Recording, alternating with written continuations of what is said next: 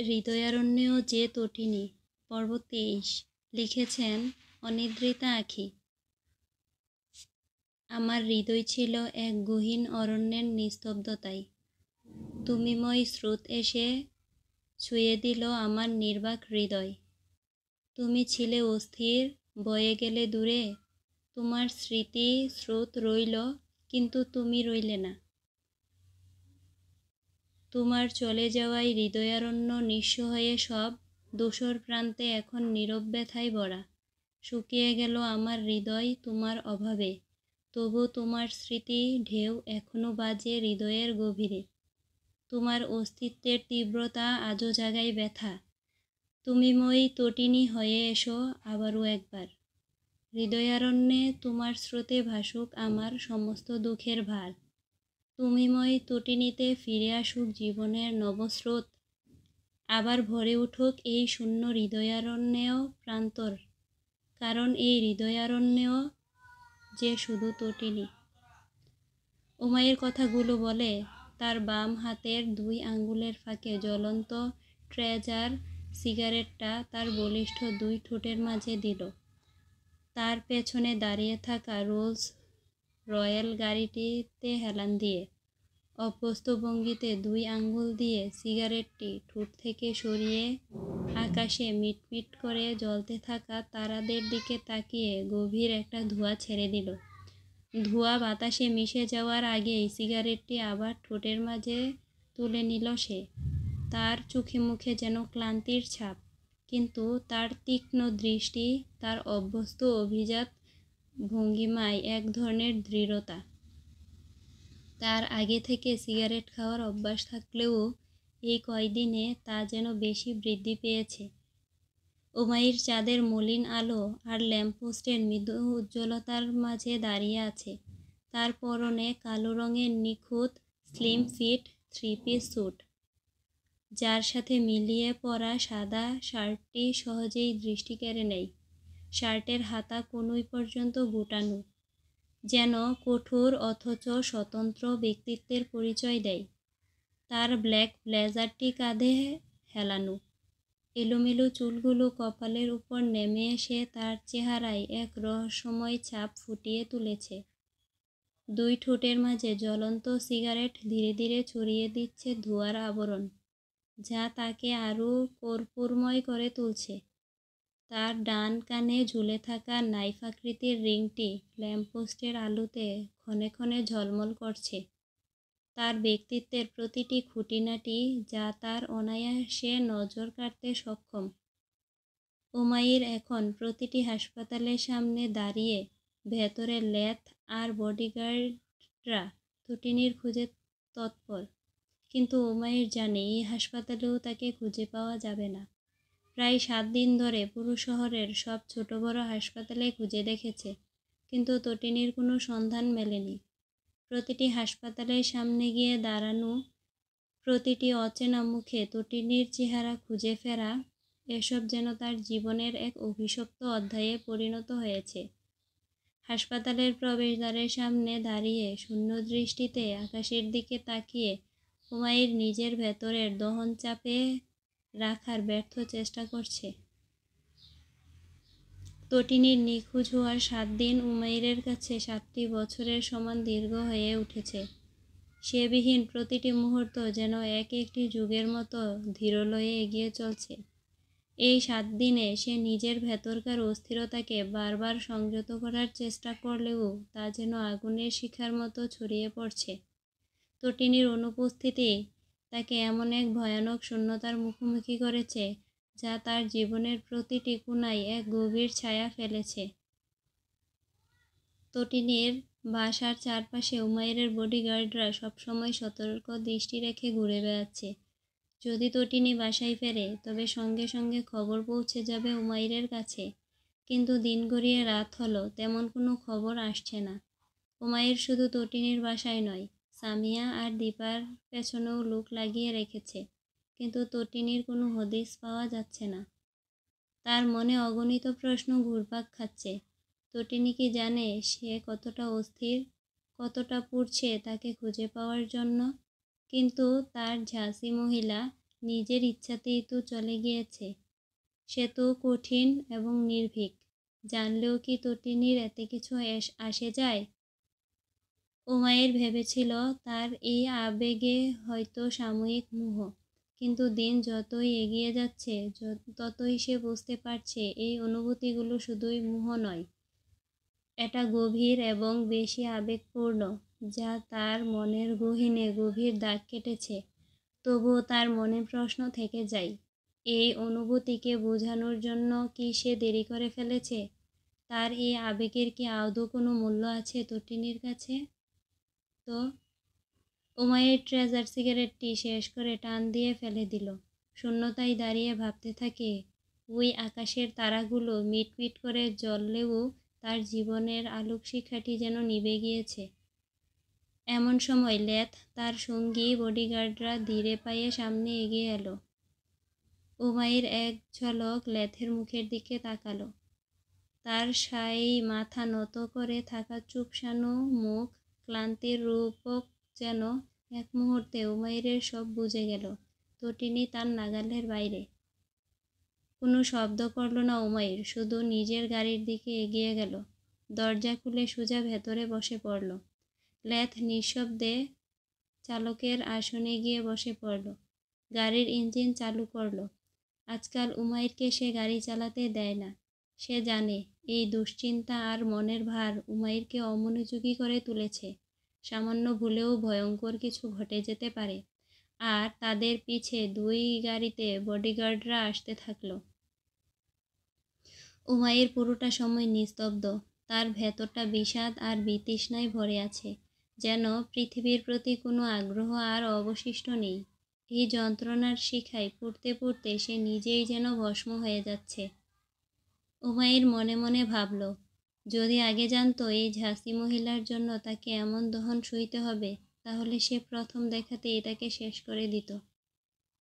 আব্বু দাদুকে কাইসার মঞ্জিলে শিফট করেছে। দাদু তোমার সাথে দেখা করতে চাচ্ছেন।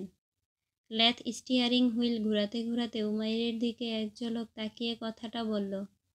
তার এমন কথায় উমাইর গাম্ভীর্যপূর্ণ কণ্ঠে বলল, তাদের জানিয়ে দে, একেবারে বউ সাথে করে নিয়ে তবেই ফিরব, এর আগে না। তাহলে গাড়ি কি এখন ক্যান্ডেস্টাইন হেভেনের দিকে নিয়ে যাব? এইটুকু কথোপকথন করে তারা। লেথ চুপচাপ থাকলো। তার ঠোঁট কঠিন, চোখে অনন্ত চিন্তার ছাপ। আর কোনো কথা না বলে সে গাড়িটি ক্যান্ডেস্টাইন হেভেনের দিকে নিয়ে চলল। তার সঙ্গে উমাইরও নীরব। সে গাড়ির জানালার বাইরে তাকিয়ে থাকলো। ঠিক তখনই রাস্তার ধারে এক পুরনো দোকান থেকে ভেসে এলো এক সুর। সেই সুর যেন বাতাসের সঙ্গে মিশে উমাইরের কানে পৌঁছালো। এক অপার্থিব নরম সুরে গাওয়া গানটি ছিল যেন কোনো অনন্ত ব্যথার কাব্য। প্রেম যে বুবা, প্রেম যে কালা, তাই প্রেমে এত জ্বালা। এই জ্বালাই পরাণ কান্দে রে, প্রেম যে বুবা, প্রেম যে কালা, তাই প্রেমে এতই জ্বালা। এই জ্বালাই পরাণ কান্দে রে। চলন্ত গাড়ির জন্য গানের সুর আস্তে আস্তে মিলিয়ে গেল। সুরের মাধুর্য আর কথার গভীরতা যেন উমাইরের হৃদয়ের সবটুকু স্পর্শ করে গেল। গানের প্রতিটি শব্দে লুকিয়েছিল যেন এক অব্যক্ত বেদনার কাহিনী। সে যেন অনুভব করল এই গানের প্রতিটি সুর আর ছন্দ এক আকাশ নিঃশ্বাসের মতো তার চারপাশে মিশে গেছে। সে চোখ বন্ধ করে বসে রইল। তার মনে হলো এই সুর আর কথার মধ্যে লুকিয়ে থাকা যন্ত্রণার সাথে তার নিজের অনুভূতিগুলো মিলেমিশে একাকার হয়ে গেছে। রুমটি যেন নীরবতার এক টুকরো ভাঙা স্বপ্ন। সেখানে একটি মেয়েটি বসে আছে, মলিন মুখে, দৃষ্টি যেন শূন্যে হারিয়ে গেছে।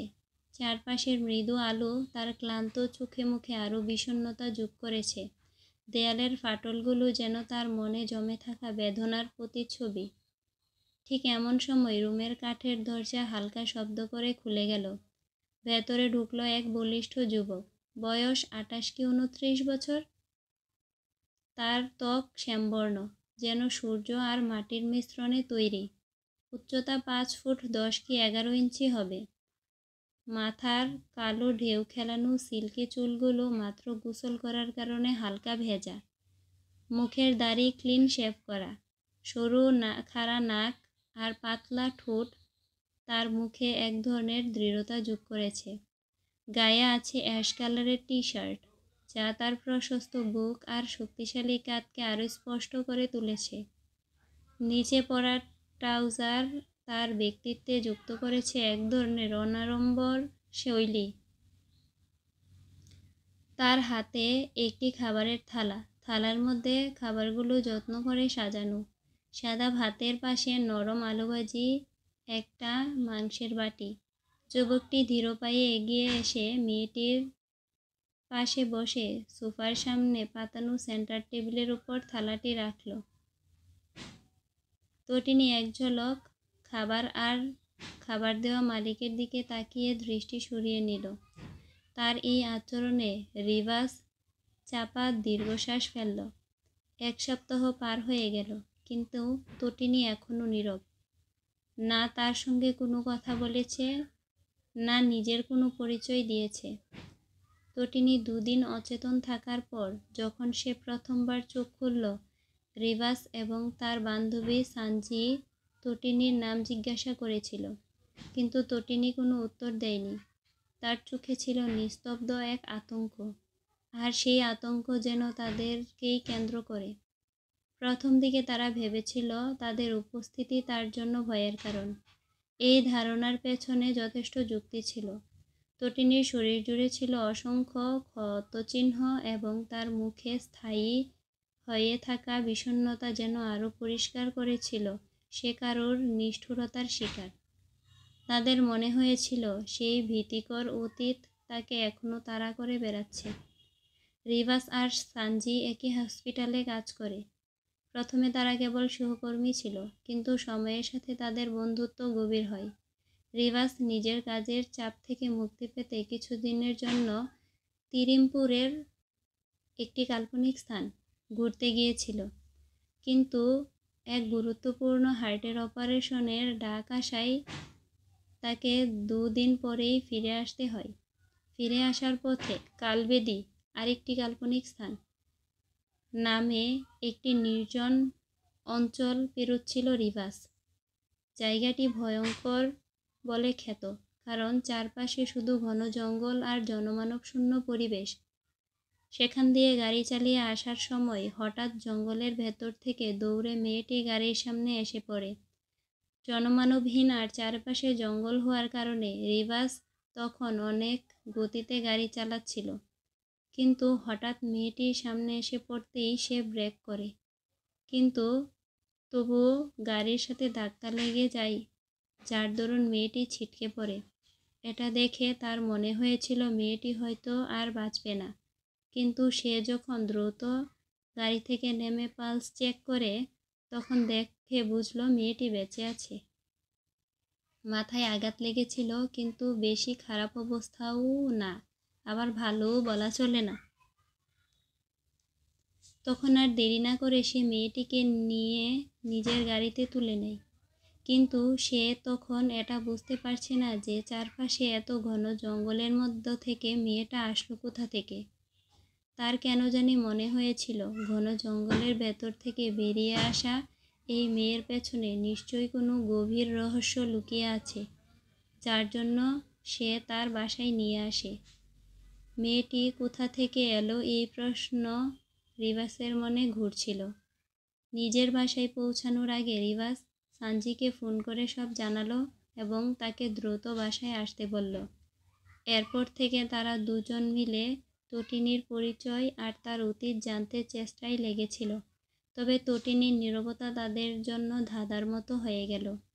তারা তো প্রথমে ভেবে নিয়েছিল তটিনীর হয়তো বোবা আর এই অ্যাক্সিডেন্টের জন্য স্মৃতিশক্তি হারিয়ে ফেলেছে। তবে তাদের দুজনেই সেদিন ভুল 3 দিন পর ভাঙে। সানজি বিবাহিত হওয়ার জন্য এখানে 3 দিনের বেশি থাকতে পারেনি। এই 3 দিন অনেক চেষ্টা করেও তার মুখ থেকে নামটা বের করতে পেরেছে। তটিনী নাম, কিন্তু এইভাবে কয়দিন থাকা যায় শুধু নাম জেনে? রিভাস যেই হসপিটালের কাজ করে সেখান থেকে তার বাসা অনেক দূরে, তাই সে হসপিটালের কাছের এক বাসায় ভাড়া থাকে। কিন্তু একটা অবিবাহিত ছেলে আর এক যুবতী মেয়ে এইভাবে একই বাসায় থাকার দৃষ্টিকটু লাগে। আবার আগুন আর ঘি একসাথে থাকলে দহন হওয়ার সম্ভাবনা থাকে। সে আজ পণ করে এসেছে, আজ তার মুখ থেকে সবকিছু না শুনে রুম থেকে বের হবে না। সে তটিনীর পাশের সোফায় দূরত্ব রেখে বসল, কিন্তু এতে তটিনীর মাঝে কোনো ভাবান্তর দেখা গেল না। সে একইভাবে নির্বিকার ভঙ্গিতে বসে আছে। রিভাস এটা দেখে ফুস করে একটা শ্বাস ফেলে গম্ভীর হয়ে বলল, খাবারটা খেয়ে নেও, তারপর আজ তোমার মুখ থেকে সবকিছু শুনতে চাই। আশা করি আজ আমি আমার সব প্রশ্নের উত্তর পাব, তা না হলে আজ আমি অন্য কোনো ব্যবস্থা নেব। তার এমন কথায় তটিনী কিছু না বলে চুপ করে বসে থাকলো।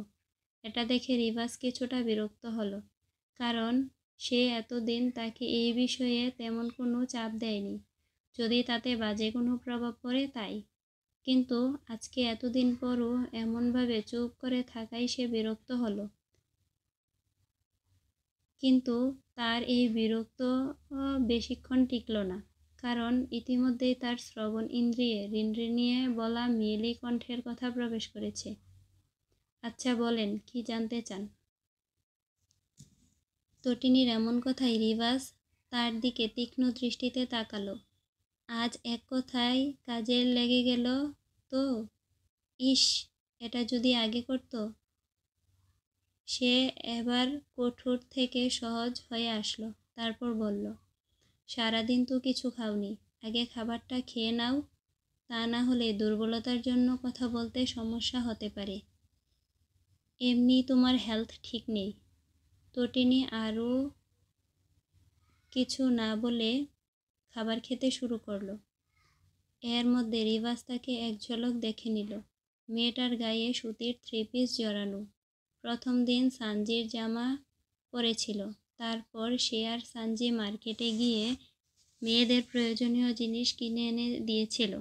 সে যেহেতু মেয়েদের কেনাকাটার বিষয়ে অবগত নয়, তাই সানজিকে সাথে করে নিয়ে গিয়েছিল। তটিনীর চুল পিঠ পর্যন্ত লম্বা, এবার তা ক্লিপ দিয়ে বাঁধা। তবু কিছু এলোমেলো চুল তার কপালের সামনে এসে পড়েছে, যা তাকে এক অনন্য সরল সৌন্দর্যে মুড়া করে রেখেছে। তার সরু খাড়া নাক, হালকা গোলাপি আভাযুক্ত ফোলা ঠোঁট এবং প্রকৃতির নিখুঁত হাতে আঁকা টানা ভ্রু। তবে রিভাসের নজর আটকে গেল এক অন্য জায়গায়। তটিনীর বাম ভ্রুর নিচে থাকা সূক্ষ্ম একটি তিল। সেই তিল যেন তার মাঝারি আকৃতির গভীর চোখ জোড়ার সৌন্দর্যে আরেকটি মাত্রা যোগ করেছে। সবকিছু মিলে এক তীব্র আকর্ষণ সৃষ্টি করেছে। তটিনী যেন প্রকৃতির হাতে আঁকা এক নিখুঁত শিল্পকর্ম, যা তার শরীরের প্রতিটি অংশে অদৃশ্য এক মোহ সঞ্চারিত করছে। রিভাসের মনে হচ্ছে এটি কোনো অগুণ শক্তি, যা তাকে স্বাভাবিকের চেয়ে বেশি অনুভব করাচ্ছে। সে নিজের দৃষ্টি সরিয়ে নিতে চাইলেও হঠাৎ তার চোখ গেল তটিনীর গলার দিকে। সেখানে 2টি তিল সোজাসুজি স্ফূর্তির মতো ফুটে উঠেছে। তটিনী যখন খাবারের দিকে ঝুঁকে গেল, তার গলা থেকে অল্প কিছু ওড়না সরে গিয়ে তিলগুলো দৃশ্যমান হয়ে উঠল। রিভাস শুকনো গলায় এক ঢোক গিলে নিল। তারপর তার গলা শুকিয়ে এলো, কিন্তু সে নিজেও এমন হওয়ার কারণ বুঝতে পারছে না। এই মেয়েটাকে এতটা খুঁটিয়ে সে আগে কখনো দেখেনি, অথচ আজ তার চোখ যেন বারবার তাকে অনুসরণ করছে। প্রকৃতির অদৃশ্য এক শক্তি তাকে যেন মুগ্ধ করে ফেলছে। তটিনী খুবই অল্প খানিকটা খেয়েই থেমে গেল। তার মনের ভেতর এক অদ্ভুত অস্বস্তি হচ্ছে। বিশেষ করে অপরিচিত মানুষের সামনে খেতে তার অস্বস্তি, একটা চাপ অনুভব হয়। এমনকি রিভাসের তীক্ষ্ণ দৃষ্টি, যা সে সরাসরি দেখেনি, তাও তার মধ্যে অস্বস্তির জ্বর বয়ে যাচ্ছিল। মেয়েদের এই অদ্ভুত অনুভূতি অনেক সময় অজান্তেই হয়ে থাকে। তারা জানে, যদিও কেউ তার দিকে সরাসরি তাকাচ্ছে না, তবুও তাদের হৃদয় জানিয়ে দেয় কেউ তাদের দিকে নজর দিচ্ছে। যেন এক অদৃশ্য রশ্মি, যা চোখের গতির আগেই পৌঁছে যায় অন্তরে। তটিনী খাবার খাওয়া শেষ হতেই রিভাস নজর সরিয়ে নিল। তার এত বছর জীবনে কম মেয়ে দেখেনি। দু একটা তো কলেজ লাইফে মজা করে 2-1 দিনের মতো প্রেমও করেছিল, কিন্তু সে কখনো এমনভাবে কোনো মেয়েকে দেখেছে বলে স্মরণ করতে পারল না। তটিনীর অস্বস্তি কাটাতে আসতে আসতে কয়েক মাসে ঘটে যাওয়া সব কাহিনী বলতে থাকলো। তার এতদিনে এদের বিষয়ে ভালোই ধারণা এসেছে। এরা মানুষ হিসেবে খারাপ না হলে তাকে অবশ্যই বাসায় নিয়ে এসে এত সেবা যত্ন করে ঠিক করতো না। তাকে এই অবস্থায় রাস্তায় ফেলে রেখে চলে আসতো। এর মধ্যে রিভাসের কোনো রকম খারাপ নজর বা আচরণ চোখে পড়েনি। তটিনীর বলা কথাগুলো রিভাসও মনোযোগ দিয়ে সবকিছু শুনতে থাকলো। আর যত শুনতে থাকলো তত তার বিস্ময়ে কিংকর্তব্যবিমূঢ় হয়ে পড়তে থাকলো।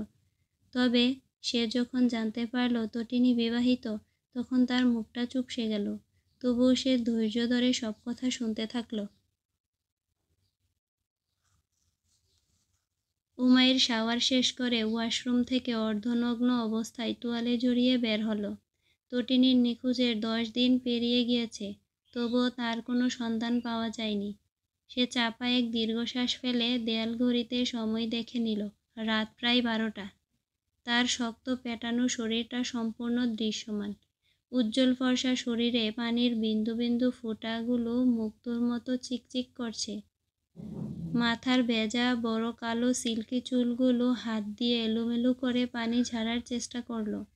এতে তার চুলগুলো আরও এলোমেলো হয়ে ললাটের উপর ছড়িয়ে ভ্রুর নিচ পর্যন্ত চলে গেল। এতে যেন সে আরও আকর্ষণীয় হয়ে উঠেছে। সে কাবার্ডের কাছে যেতে যেতে কয়েক ঘন্টা আগে ঘটে যাওয়া ঘটনাগুলো মনে করতে থাকলো। সে অফিসের কাজ শেষে তটিনীর খোঁজ করার জন্য গাড়ি নিয়ে রওনা দেয়। তার সাথে লেত আর বডিগার্ডরা অন্য গাড়িতে বসে আসছিল। কিছুক্ষণ পর হঠাৎ উমাইরের চোখে পড়ে দুটো গাড়ি তাদের পিছু নিচ্ছে। তার অভিজ্ঞতা সম্পন্ন মন দ্রুত বুঝে যায় তারা নজর দাঁড়িয়ে রয়েছে। এই বিষয়ে লেতকে অবগত করলে সে জানায় সেও বিষয়টি লক্ষ্য করেছে। এতে উমাইর বাঁকা হেসে বলে, গাড়ি ফাঁকা জায়গায় নিয়ে চল। লেত তার কথা মতো গাড়ি নির্জন জায়গায় নিয়ে যেতে থাকে। তাদের গাড়ির গতি বাড়াতে শুরু করতেই পেছনের গাড়ি দুটো তীব্র গতিতে ধাওয়া করতে থাকে। কিছুক্ষণ পর নির্জন জায়গায় আসতেই হঠাৎ সেই গাড়ি থেকে গুলি ছুটতে শুরু করে। এতে উমাইরের বডিগার্ডগুলো পাল্টা তাদের অ্যাসলট রাইফেল দিয়ে গুলি ছুটতে শুরু করে। তারা সেখানে গাড়ি থামিয়ে দেয়। এতে সেই গাড়ি দুটো থেমে কালো মুখোশধারী কয়েকজন বেরিয়ে আসে। তারা অস্ত্র হাতে নিয়ে হামলা শুরু করে উমাইরের গাড়ির দিকে। আক্রমণকারীদের পরিচয় জানা সম্ভব হয়নি, তবে তাদের আক্রমণের পরিকল্পনা অত্যন্ত সুসংগঠিত ছিল। উমাইর এবং তার সঙ্গীরা আত্মরক্ষার চেষ্টা করে। তার দলের বডিগার্ড এবং তাদের লড়াইয়ের দক্ষতা সত্ত্বেও আক্রমণকারীরা সংখ্যায় বেশি এবং কৌশলে এগিয়ে ছিল। কিন্তু তাদের বুদ্ধিমত্তা আর সাহসের কাছে টিকতে না পেরে তারা জীবিত ছিল। তারা দ্রুত গাড়ি নিয়ে সেখান থেকে পালিয়ে যেতে চায়, কিন্তু উমাইর এবং লেথ রিভলভার দিয়ে তাদের সেখানেই মৃত্যু নিশ্চিত করে। কিন্তু এই কালো মুখোশধারী লোকগুলো মৃতদেহ থেকে কোনো ধরনের ক্লু পাওয়া যায়নি। স্পষ্ট হয়ে যায় এর পেছনে আসল আক্রমণকারী অত্যন্ত চালাক এবং সাবধানে কাজ করে। উমাইরের মনে তখন একটাই প্রশ্ন, আসলে কে বা কারা এই আক্রমণের পেছনে আছে? উমাইর কাবার্ডের সামনে এসে দাঁড়ায়, পরার জন্য ট্রাউজার আর টি-শার্ট বের করতে। আগে কাবার্ড খুললে মেয়েলি যে সুঘ্রাণ নাকে এসে লাগতো তা আস্তে আস্তে মিলিয়ে যাচ্ছে। ইদানিং এই ঘ্রাণটা আর পাওয়া যায় না। আগে যখন বিছানায় ঘুমাতে যেত তখনও পেত। বালিশ, বিছানার চাদর, ব্ল্যাঙ্কেট, এই রুমের চারিদিকে তার ঘ্রাণের মাঝে অস্তিত্ব খুঁজে পেত। কিন্তু যত দিন যাচ্ছে ততই যেন সব মিলিয়ে যাচ্ছে। সে এক দীর্ঘশ্বাস ফেলে একটি টি-শার্ট আর ট্রাউজার বের করে নিল। বর্তমানে এই দীর্ঘশ্বাস তার সঙ্গী হয়েছে। সে মনে মনে উচ্চারণ করল, সে আমার পাষাণ ঝাঁসি মহিলা।